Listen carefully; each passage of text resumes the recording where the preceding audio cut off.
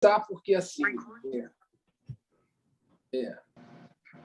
Bom, enfim, eu assim estava de férias, né? Aí retomando os trabalhos, voltando a estudar, e realmente é uma tarefa assim, e recomeçar tudo com as...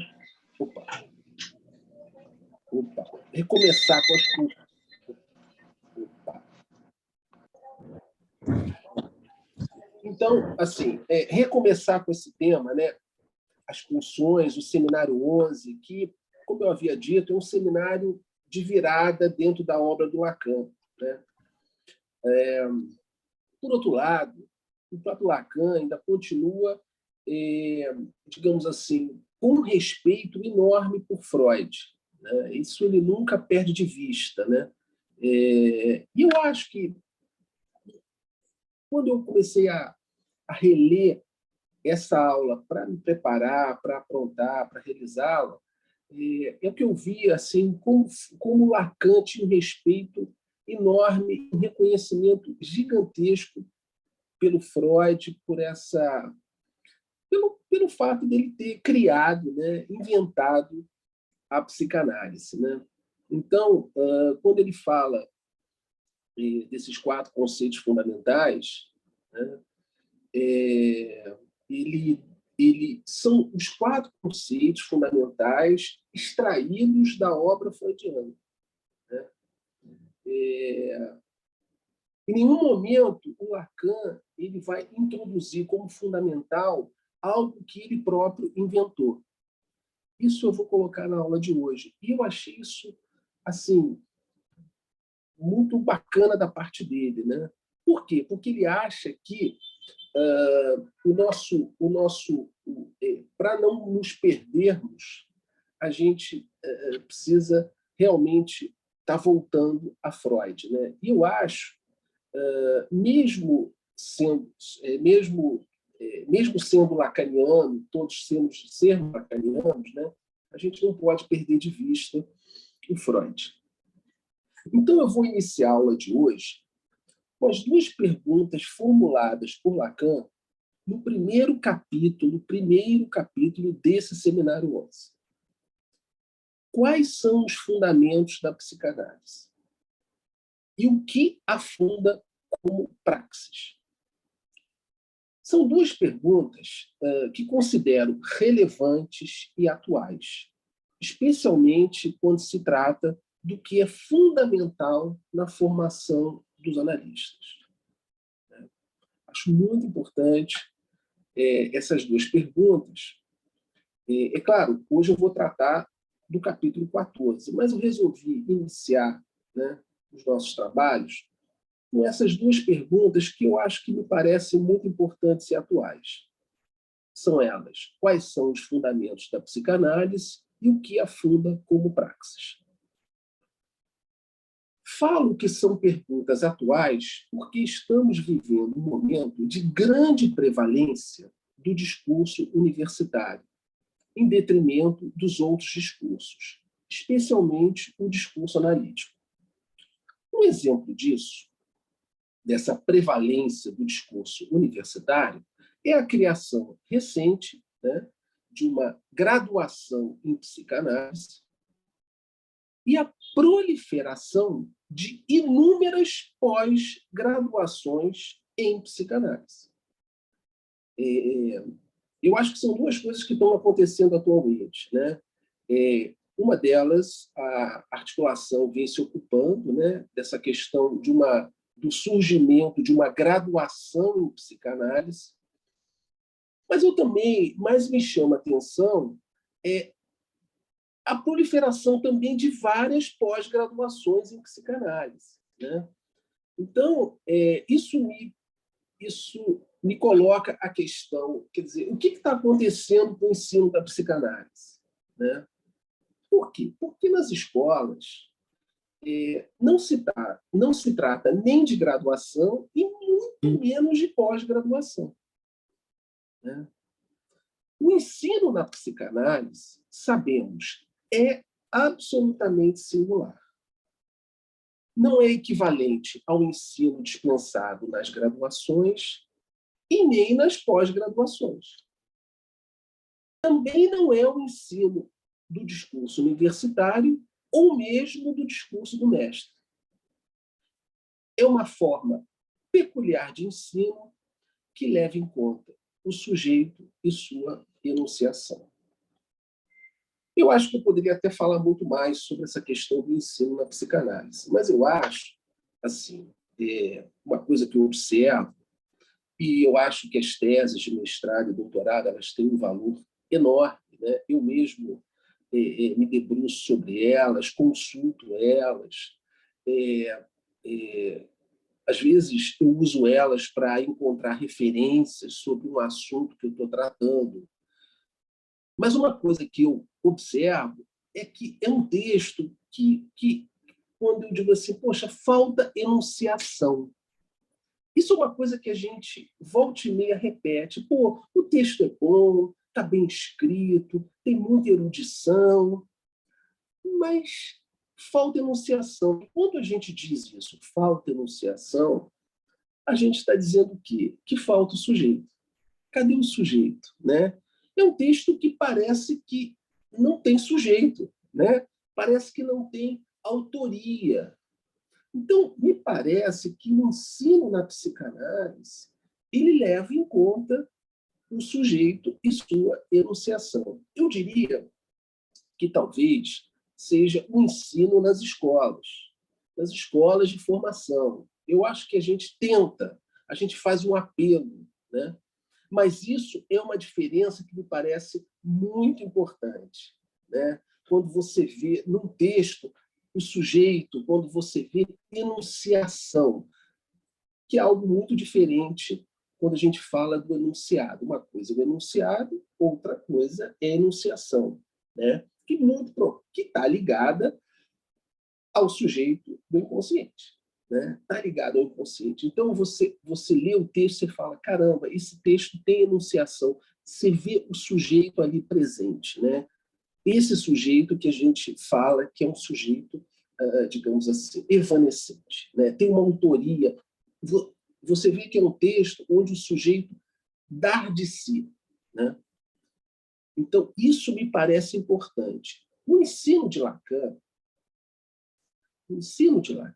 independente do seminário falado ou escrito, né? Porque você tem os seminários que eram falados e você tem os escritos do Lacan. Né? Você não tem só os escritos, você tem os outros escritos também. Então, além de tudo, ele não só realizava os seminários dele semanalmente, ele ainda tinha os escritos. Então, é uma obra do Lacan, uma obra gigantesca, recheada de muita enunciação. Né? Então, o ensino de Lacan, independente do seminário falado ou escrito, visava a formação dos analistas. Ele, Lacan, sempre se dirigia aos analistas em formação, independente do lugar ou do público presente. Eu digo isso, independente do lugar, porque você tem aquele texto do Lacan, Radiofonia.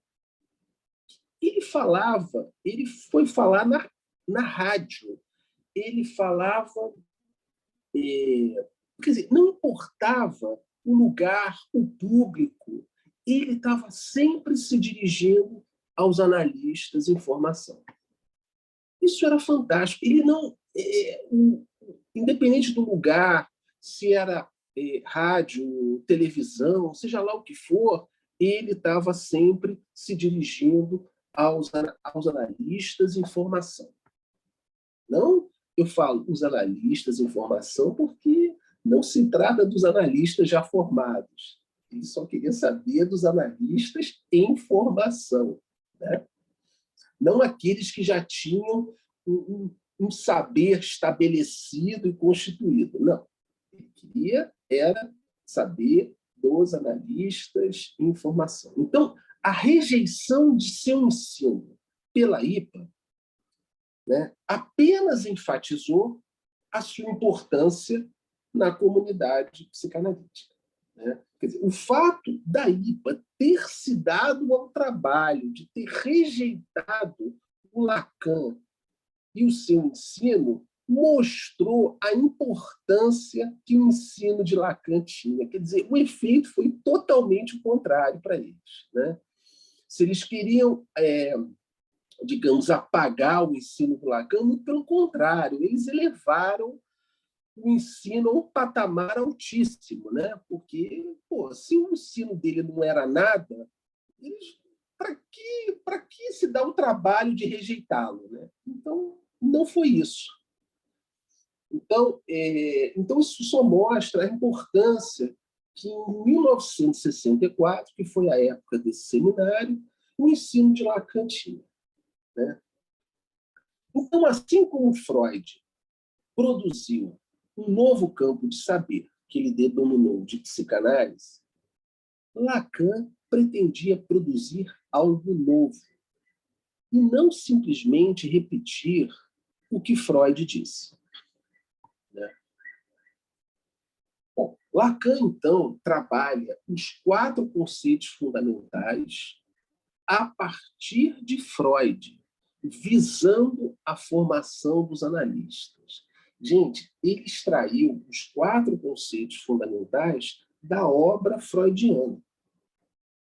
E a razão disso, né, é a ligação existente entre o que é fundamental numa psicanálise e a formação dos analistas. Por isso, gente, que para a nossa formação é muito importante a gente estar sempre voltando e retomando esses conceitos fundamentais, que são o pilar, que são a base, né?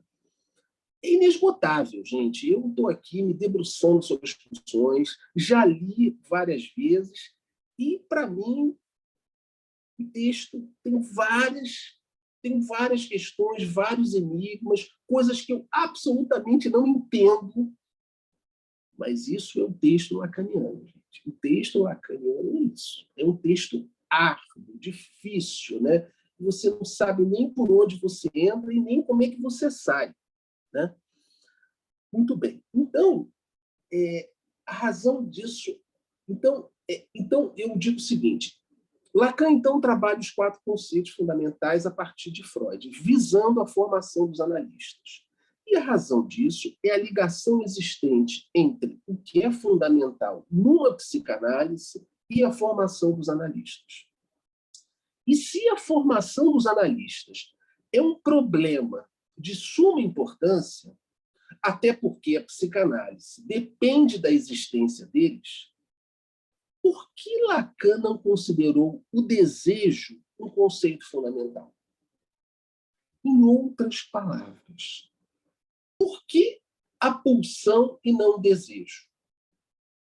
Eu estou me perguntando. Ora, por que Lacan não elegeu o desejo no lugar da pulsão como um conceito fundamental? A gente fala tanto do desejo, o desejo é tão importante. Por que ele não foi alçado por Lacan à condição de conceito fundamental? Bom, gente, a minha resposta não é uma resposta definitiva. É uma tentativa de responder a esta pergunta que eu mesmo estou me fazendo. Bom, essa pergunta podemos responder dizendo o seguinte, que o desejo, no caso do desejo do analista, é uma invenção lacaniana. O desejo do analista é uma invenção lacaniana, que não se encontra na obra de Freud, apesar de sua busca pela verdade nos casos clínicos. Freud, ele tinha essa questão da busca pela verdade, né? Ora, só que essa busca pela verdade, nos casos clínicos, por parte de Freud, não tem nada a ver com o conceito de desejo do analista, né? Para Lacan, os conceitos fundamentais da psicanálise tem que partir do ensino de Freud, pois é esse ensino que dá fundamento à psicanálise como praxis. Ele diz no seminário 11, palavras dele, sem esse tronco, sem esse mastro, esses pilotis, onde amarrar nossa prática. Então, gente, para não nos perdermos da nossa prática, precisamos estar retornando toda vez ao ensino de Freud. Então, é por isso que o Lacan, me parece, é uma hipótese, né? Não elegeu o desejo como um dos conceitos fundamentais por se tratar de algo, né, de ser algo dele, de uma invenção dele. Eu, quando falo do desejo, eu estou falando do desejo do analista. Por quê? Porque esses conceitos fundamentais eles estão atrelados à questão da formação dos analistas. E isso a gente precisa ter claro, gente. A gente não pode perder de vista essa questão da formação dos analistas quando a gente está lendo os seminários do Lacan. Isso é impressionante. Ele pode estar falando de várias outras coisas, mas ele está sempre ali visando a formação dos analistas. Ele não abandonou isso até o fim da vida dele, né? Ele estava ali, a preocupação dele com a formação dos analistas. E eu acho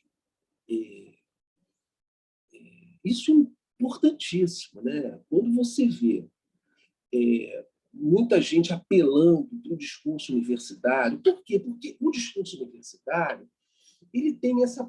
Veja bem, eu não estou desqualificando, eu acho assim, tem o seu lugar. O problema é a prevalência de um discurso em detrimento dos outros.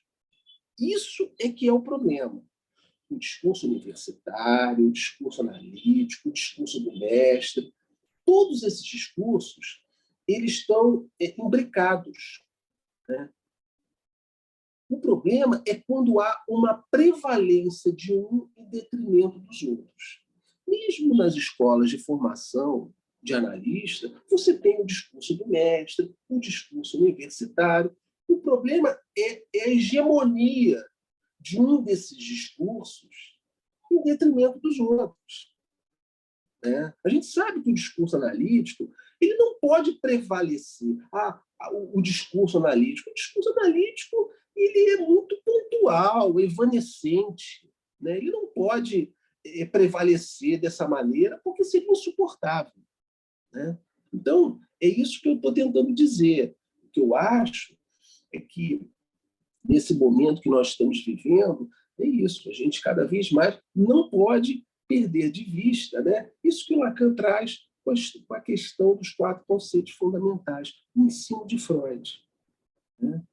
E eu acho que a gente, como lacaniano, a gente acaba se envolvendo demais com o Lacan e muitas vezes a gente esquece um pouco ali daquele tronco, né, daquele mastro que é o ensino de Freud.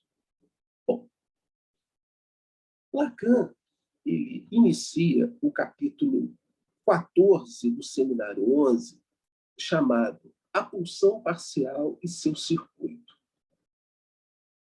Lembrando que foi levado a abordar a pulsão a partir do momento em que definiu a transferência como atualização da realidade do inconsciente. Nós já vimos isso, nós inclusive trabalhamos essa frase. A transferência é a atualização da realidade do inconsciente.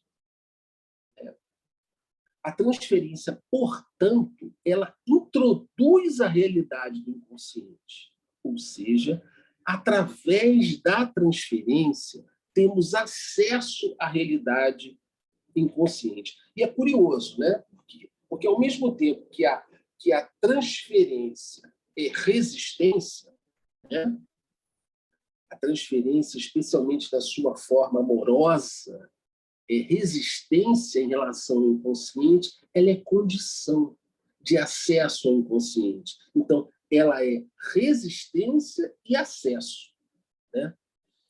Mas essa é uma frase do Lacan. Ele diz: a transferência, ou seja, através da transferência temos acesso ao inconsciente. E essa realidade, diz Lacan, é a realidade sexual. Portanto, a realidade do inconsciente é a realidade sexual. Em outras palavras, a realidade do inconsciente é pulsional. Então, é isso. É por isso que o Lacan foi, depois de ter trabalhado o conceito de transferência, ele começou a trabalhar o conceito de pulsão. É dessa maneira que teve essa passagem da transferência para a pulsão. A realidade do inconsciente é pulsional. Ou seja, o que isso quer dizer? O que isso quer dizer? Em primeiro lugar, nós humanos somos seres pulsionais. Somos regidos pelas pulsões, por forças. As palavras de Freud são forças demoníacas, porque não controlamos. Não controlamos. Né? Nesse ponto, a pulsão ela é acéfala, ela é por ela própria, ela tem um movimento próprio. Né? A gente vai ter oportunidade de entender um pouquinho a ideia desse circuito pulsional, né? Que parte do corpo, né? E promove um circuito, né? Um circuito pulsional. Então, sempre quando a gente fala de pulsão, a gente também tem que falar do circuito. Né? Então, isso que eu acabei de dizer explica por que passamos da transferência para a pulsão. A pulsão que é definida em termos do significante. O significante barra a necessidade e produz a pulsão.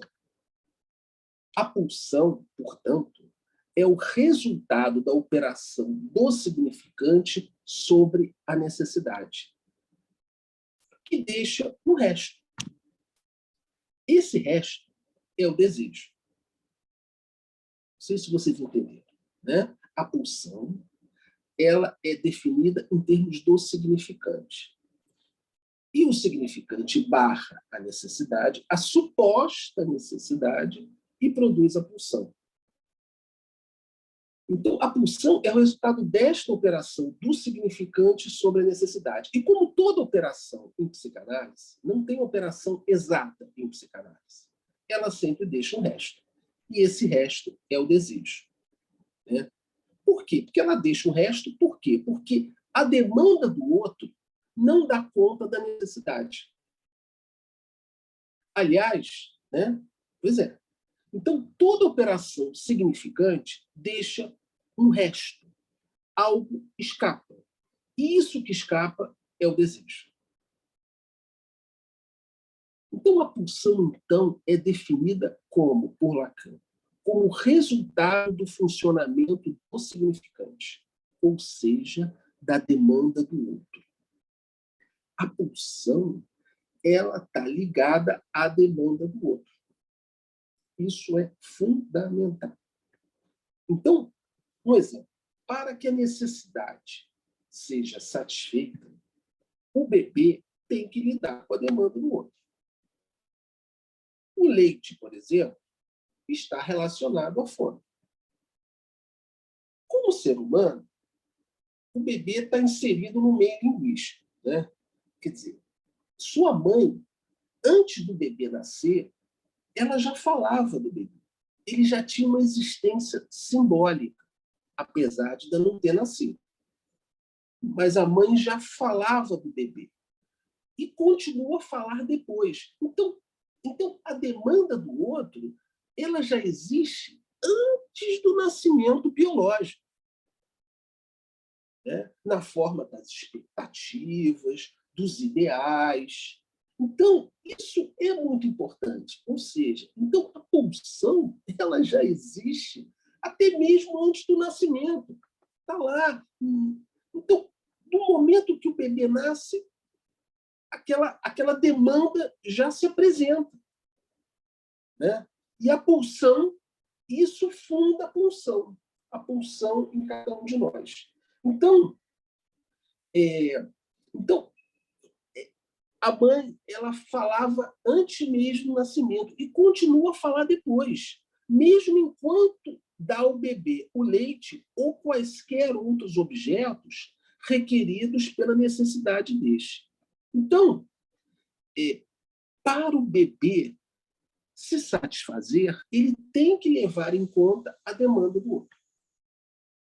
Daí a pulsão ser uma consequência da articulação na linguagem da demanda do outro.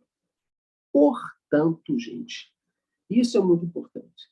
Não existe pulsão sem a demanda do outro. Então, então o que funda a pulsão? Em cada um de nós. Essa demanda do outro.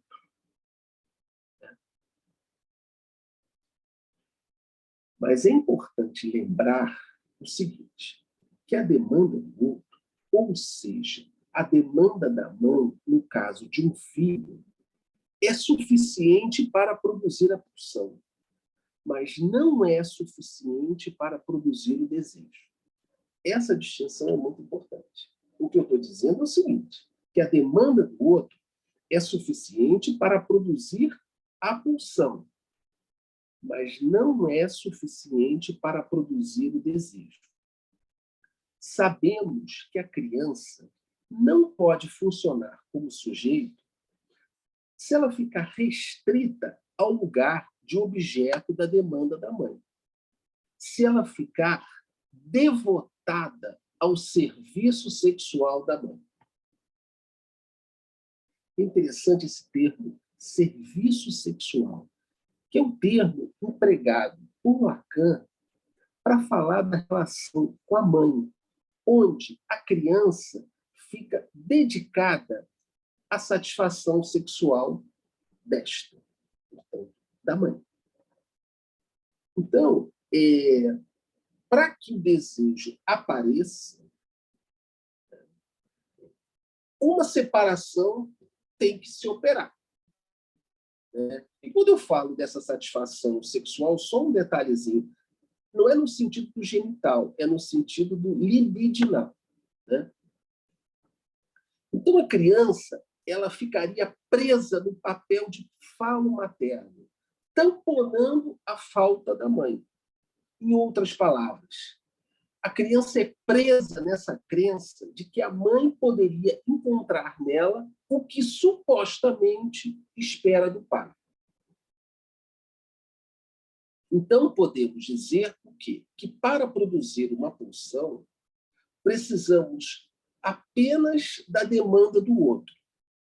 Mas para produzir a conexão com o desejo e com o objeto causa de desejo, uma separação é necessária entre o filho e a demanda da mãe.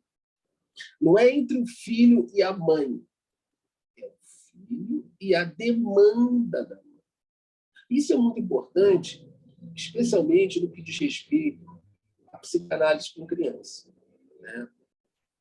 E, obviamente, para que o sujeito adivinhe, né? E eu acho que é aí que a criança, que o sintoma da criança aparece como uma forma de mediação, de introduzir um terceiro, já que o pai não está ali.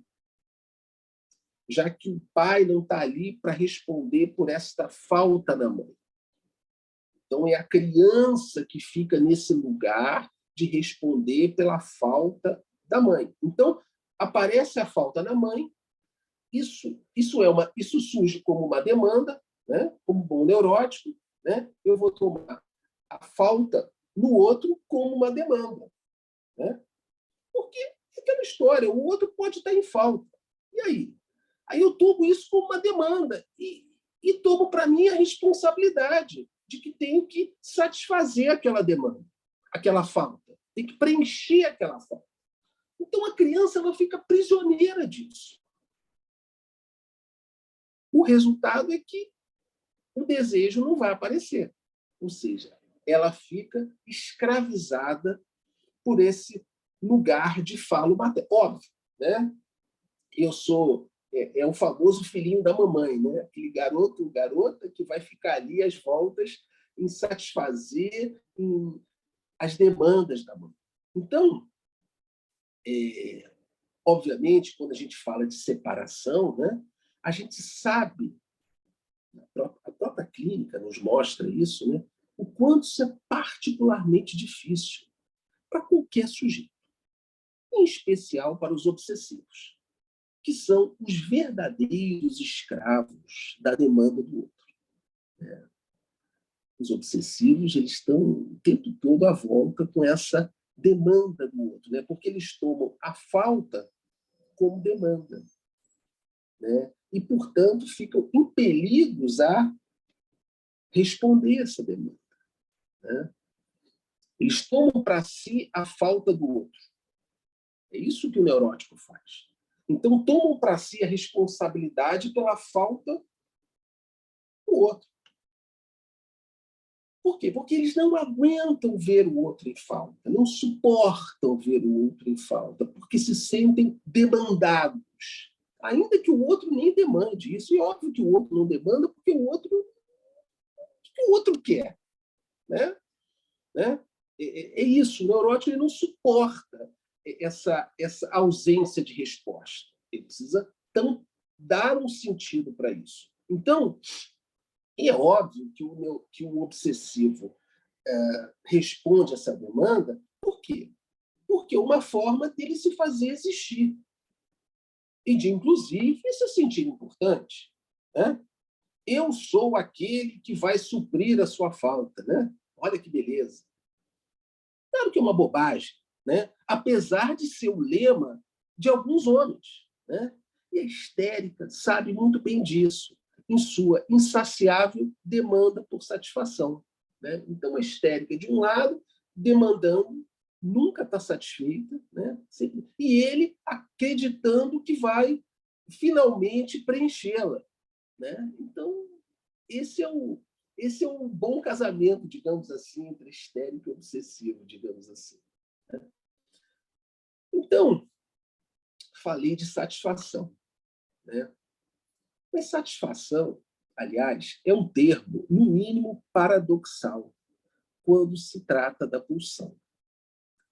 Na medida em que, quando a gente fala de satisfação pulsional, né, então é um termo paradoxal por quê? Porque, na medida.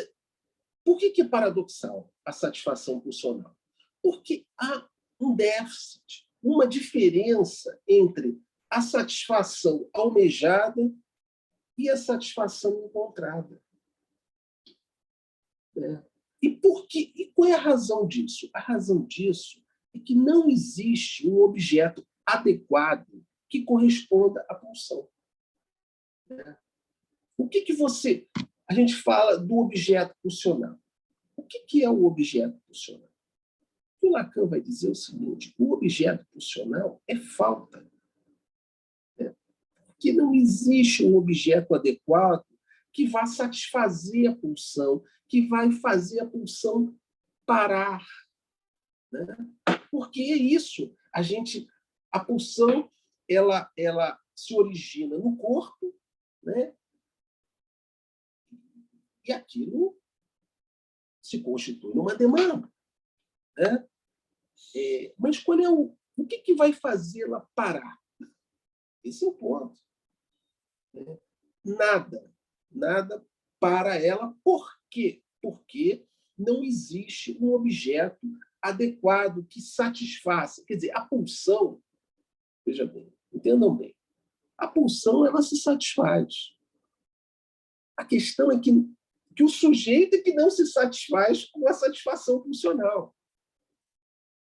Entende? Porque a pulsão ela se satisfaz justamente na ausência do objeto. Entende? Então, a satisfação pulsional ela ignora o princípio do prazer. Não está nem aí para o princípio do prazer. Então, quando a gente diz da satisfação pulsional, a pulsão ela se satisfaz, ela realiza. Né? E ela se realiza como? nesse desencontro. O problema é que o desencontro pulsional com o objeto, ele não é satisfatório para nós sujeitos. Então, por exemplo, a fome do bebê corresponde o quê? O leite materno. Mas não há objeto que corresponda à pulsão oral. Assim, qualquer objeto pode ser adotado como objeto pulsional. Embora o objeto pulsional não seja um objeto qualquer. Ele tem alguma relação com a demanda do corpo. Então, não existe o objeto, né? Qualquer objeto pode se tornar um objeto funcional, né? Mas o que você vai viver nesse encontro, na realidade, é o desencontro, é a insatisfação, né? E é isso que vai relançando a pulsão. Por isso que ela é uma força constante, diferentemente do suposto instinto, né? Que é uma força momentânea, né? Você está com fome, toma o leitinho e pronto. E aí parou. Aquela necessidade para. Assim, para mais ou menos, né? Porque como isso está? Porque, veja bem, gente, a pulsão ela não é um desvio do instinto, porque o instinto ele não existe, entendeu? Então, somos seres pulsionais. Somos seres pulsionais. A gente fala do instinto quase como um suposto, né? Como algo que está...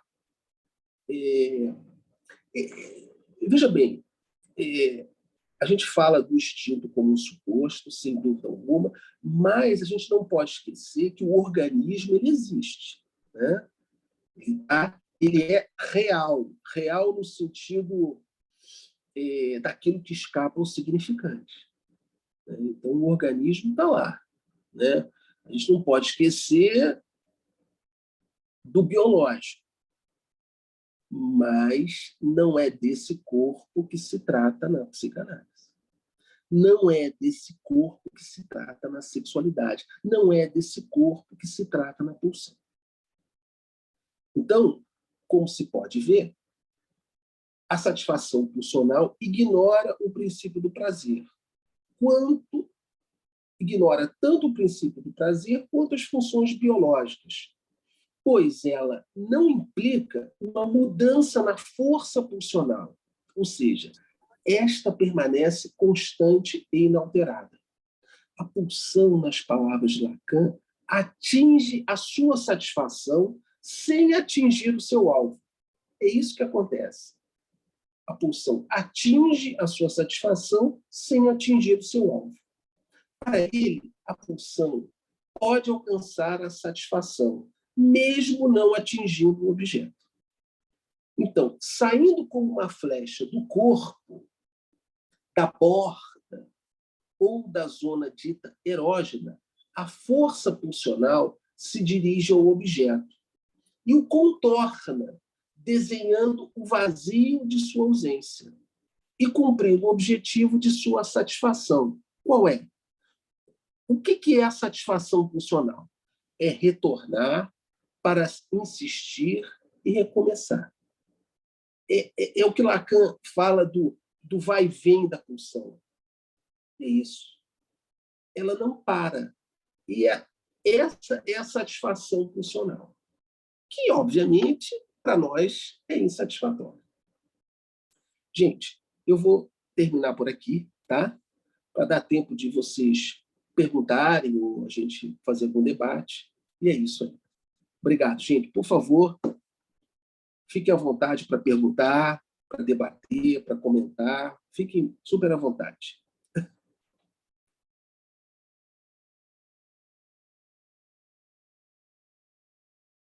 Alguma perguntinha, alguma Eu coisa? tenho que falar, posso?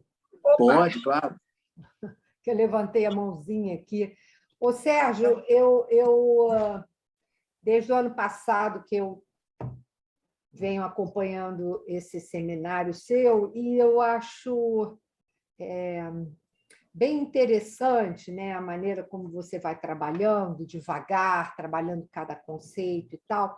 E você trouxe aqui, hoje, né, um ponto que eu acho muito importante, que eu acho que seria interessante talvez você desenvolver um pouco, que é isso que você diz, que a demanda do outro é suficiente para produzir a pulsão, mas não o desejo. E talvez fosse interessante você falar um pouco mais sobre isso. Vou deixar isso como uma questão para você desenvolver, porque me parece que existe justamente essa confusão, né? Sim. Das pessoas fazerem a suposição de que basta ver a demanda do outro para que venha a surgir o sujeito. E quando a gente fala do desejo, é a presença de um sujeito, né? Um sujeito falante. Então, o que eu gostaria que você pudesse desenvolver e distinguir é exatamente esse ponto. Por que Lacan diz isso? Que a demanda do outro, ela pode produzir a pulsão, mas não necessariamente o desejo. O que falta aí? Qual é o elemento faltante? E eu acrescento, não seria isso exatamente o ponto que ele vai introduzir, inclusive nesse seminário, a propósito do significante nome do pai? Poxa, o que eu vou falar... essa questão, porque ele vai falar, né, exatamente quando ele está trabalhando a pulsão, ele vai dizer que o que põe um ponto de basta na demanda do outro é a presentificação dessa falta que vem, né, marcar um endereçamento em outro lugar. E que, portanto, esse desvio de olhar permite, né, que a criança perceba que o desejo está em outro lugar. Aí você está falando... Se você responder depois, a minha pergunta tem esse mesmo ponto. Mas só um pouquinho, Tereza Nazar, você está falando da incidência do nome do pai, que vem... Isso. Tá. Porque o Sérgio traz essa questão. Eu fiquei também com dúvida com relação a isso. Essa questão é muito, muito importante, né? Por que a demanda do outro é suficiente para produzir a pulsão, mas não o desejo? Pronto. Esse é um ponto para mim também. Eu acho que o que ele quer dizer com isso, né? Bom, eu vou... Você quer que eu coloque, Sérgio? Porque é o Isso, mesmo coloca ponto. a sua questão para eu responder. Eu fiquei pensando exatamente nesse ponto, né? Nessa disjunção, porque não é um sem o outro, né? De demanda e desejo, embora sejam coisas disjuntas. E aí eu senti falta, pelo menos me ocorreu isso, se não seria a questão do enigma que essa demanda porta. Na medida que a demanda é veiculada por uma linguagem, ela porta um enigma, né? E isso vai ser, de alguma maneira, essa falta que a demanda porta é que vai se constituir como desejo, né? E para isso, a operação Nome do Pai vai nomear essa falta. O pai não vem dar conta dessa falta, ele vem, com essa falta, dar um nome de falta. Dar a essa falta o estatuto de falta, digamos assim, dar o nome de falta, né? Agora, esse ponto que a Tereza tocou, que é o mesmo que me fez questão, eu estou chamando de disjunção. Demanda e desejo.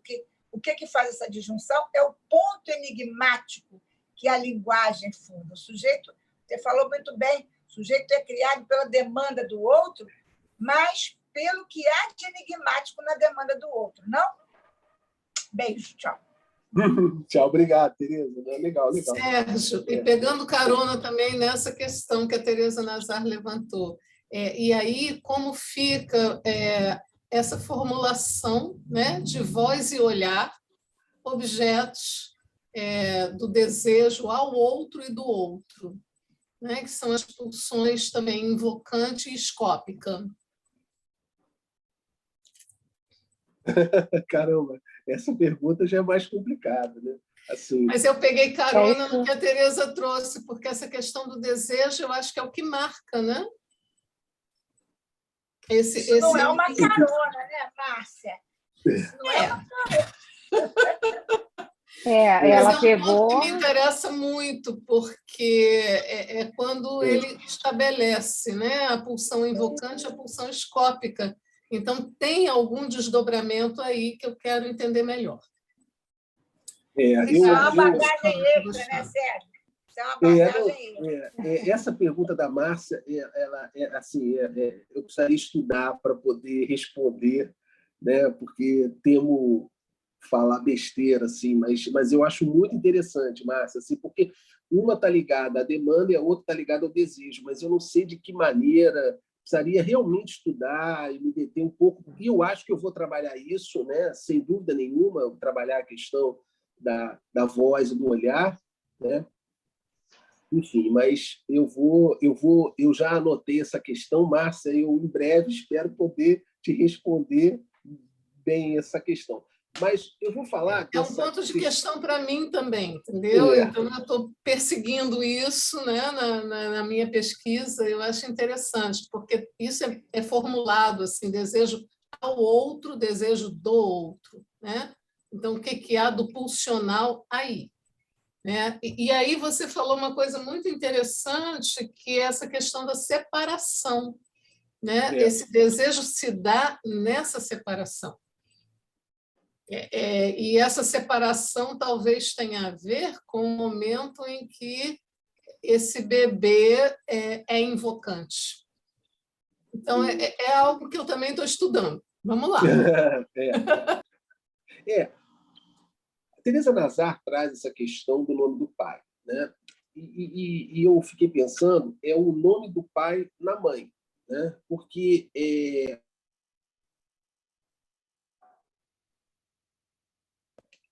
é o nome do pai, é o nome do pai na mãe, né? É isso que a gente está, é isso que vai permitir o surgimento do desejo. Por quê? Porque a demanda do outro ela não dá conta da necessidade, algo escapa, né? Isso que escapa, a gente pode dizer que é o desejo. Então, para que o desejo apareça, a mãe não pode suprir totalmente as necessidades da criança, porque isso vai ser gerador de angústia. Entende? Então, assim, quando eu falei dessa separação, realmente, essa separação, Teresa Nazar tem razão, diz respeito à incidência do nome do pai. Né? Eu não sei como seria no caso de uma psicose, mas, em se tratando de neurose, realmente depende, e aí depende da incidência dessa falta na mãe. Né? A mãe, ela... isso a gente fala, né? Quando a mãe está ali, a toda, querendo dar conta de todas as necessidades do filho, enfim, isso é gerador de angústia, isso não dá lugar ao desejo. Né? Para que o sujeito advenha, esse sujeito desejante, algo precisa escapar aí nessa relação. E aí isso depende da incidência do nome do pai na mãe. Né? Que essa falta, que algo nessa falta... porque todo problema na clínica com criança é quando a criança está ali aprisionada nesse lugar, ali servindo de tampão para essa falta na mãe. Algo nessa falta tem que vacilar para que possa advir do outro lado. O que eu acho é que o desejo é porque a demanda do outro não dá conta da necessidade é que surge o desejo. Então, o desejo é aquilo que está para além, é o que a demanda não dá conta. Sérgio, Não sei se consegui responder. Sérgio, Oi, pode falar, né? oi. Eu fiquei pensando se isso não tem relação com o gozo, a questão da retenção, chamar de retenção, não surgimento do desejo dentro dessa chamar de esse excesso de demanda. O desejo não surge, porque eu acho que isso tem uma ligação com o gozo do outro. Não, A veja bem, relação com claro, o gozo. você No tem caso, o razão. gozo. Isso tem a ver com o gozo do outro, é verdade. Né? Para que essa falta não apareça, isso tem a ver com o gozo. Mas aí eu acho que aí o gozo já é uma outra história, porque o gozo, a gente está falando de algo que é da ordem do real, né? Assim como o desejo. Né? Mas aí o que provoca, eu acho que essa angústia que surge na criança quando a mãe não para de, vamos dizer assim, de demandar e tem esse gozo, a criança fica muito submetida a esse real. Então, veja bem, a angústia surge quando a falta. Isso é a máxima do Lacan. Quando Sim, a falta, surge a angústia. Então, nesse sentido, a angústia é muito bem-vinda. Né? Por quê? Porque ela está apontando para essa falta. Né? E aí, isso dá a possibilidade do desejo surgir. Para que o desejo surja, é preciso que uma falta se estabeleça. Se você tamponar totalmente o que é impossível, né? Mas, de qualquer maneira, isso é uma coisa que a gente vê na clínica, né? Essa dificuldade desse sujeito desejante aparecer. Para que esse sujeito surja, é preciso que uma falta se estabeleça. Né? O desejo está diretamente ligado à falta. Enfim, é um pouco isso. Acho que a Yumna também quer falar, e Teresa Meloni também quer falar de novo. Oi, Sérgio, tudo bem? Opa, tudo bem, Yumna? Tudo. Eu queria perguntar, né, porque eu também fiquei com essa pergunta, por que a demanda funda a pulsão, mas não necessariamente, né, funda o desejo? Porque isso não seria uma coisa primeira, né, a coisa da fundação da pulsão, não seria justamente a entrada da linguagem na necessidade? Enquanto que a questão do desejo ela vai ter que vir depois, né, através do nome do pai, já seria uma questão de uma estruturação de esse bebê vai se estruturar aonde? Numa neurose, numa psicose, né, dependendo da falta no campo do outro, da entrada do nome do pai. Então não seria não seria uma espécie de humanização, a pulsão, que independe da estrutura que esse bebê vai se tornar, como né, seria por aí, uma coisa assim?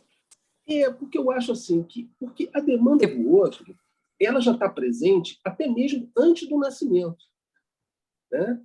Porque quando o bebê nasce, ele já tem aquela expectativa toda dos pais. E isso se transmite. Isso se transmite na forma de uma demanda. Tem uma expectativa, né? Então, isso é que vai fundar a pulsão. Uhum. Agora, para que o desejo advenha, você tem razão. Depende da incidência do nome do pai. Né?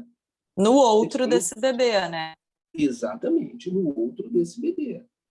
E quando a gente fala de incidência do nome do pai... Da pulsão não tem como fugir, né? Qualquer ser humano vai sofrer... né?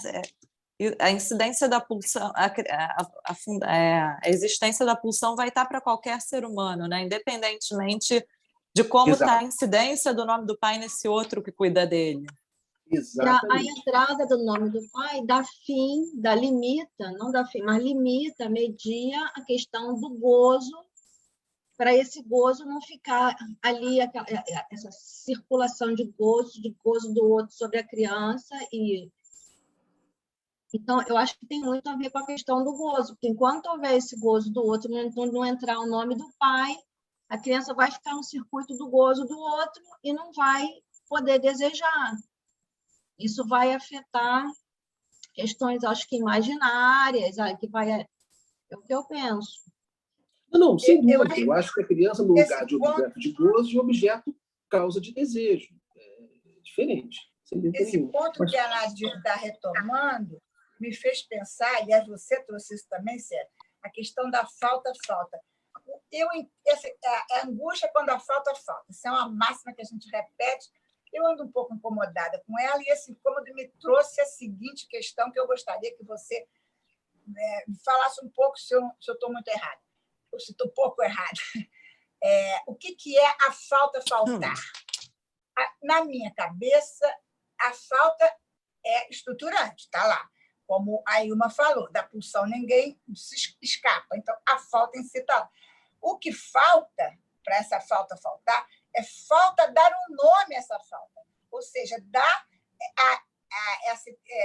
isso que a Nadir está trazendo. Não há uma significação. A entrada do nome do pai, o nome do pai na mãe, a possibilidade dessa mãe fazer uma borda na falta. É isso que a falta. Tenta dar no berço, oferece o que ela faz. A falta em si não pode faltar. A falta em si, ela é estruturante. Agora, o que falta é dar uma borda na falta, não é isso, Sérgio? Sim, sem dúvida, mas o que é dar uma borda essa falta? Quer dizer, o que é a mãe... dar nome. É a mãe dizer, por exemplo, que ela também é uma mulher. Na relação com o filho. Isso é fazer aparecer a falta. Né? Porque, muitas vezes, o que acontece? A maternidade acaba... a mulher acaba respondendo ao feminino com a maternidade. Responder esse feminino de maneira fálica. Exatamente. Mas é preciso que essa criança também desvie o olhar para além da mãe, como a Tereza apontou.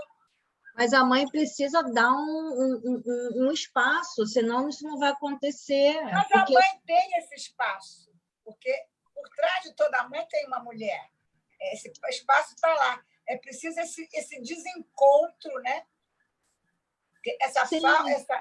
O feminino está lá, entendeu? Mas existe a resistência. Isso quando ocorre, tudo bem. Mas o que acha que isso tem que, como o Sérgio falou, isso tem que ser falado. E falado não é falado no sentido explícito da coisa, mas tem que ter nome dentro da mãe, esse feminino.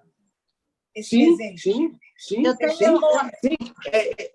É a mãe poder olhar para além da criança. Ela também...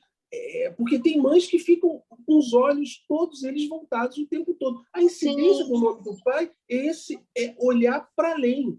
Né? Olhar não só a criança, mas... Sérgio, no que eu tenho estudado sobre as psicoses, e eu estou revendo assim, bem devagarzinho o